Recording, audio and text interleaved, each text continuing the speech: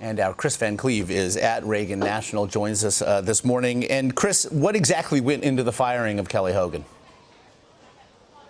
Well, this was essentially the TSA's top airport guy, the assistant administrator for security operations. He oversaw the TSA efforts at nearly 450 airports, some 50,000 employees or so nationwide.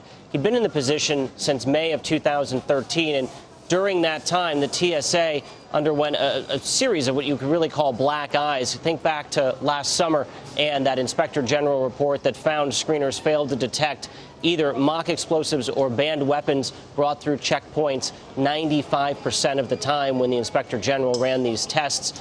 Hogan was in charge then. He's also been in charge as these long airport lines have played out at airports across the country, tens of thousands of people missing flights, the airlines complaining, passengers complaining, even Congress complaining.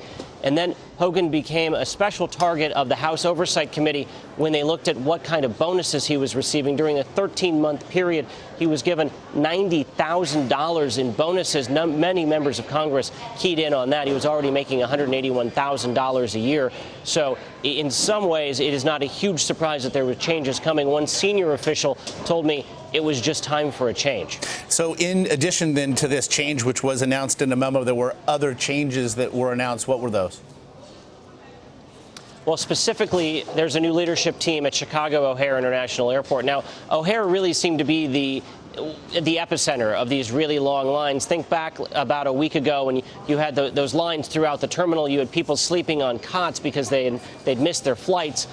Some people were reporting lines of 2 hours plus to get through security at that airport. So there is a new leadership team in place there. We've also seen a bunch of resources being pumped into the Chicago area airports to try to keep those lines down.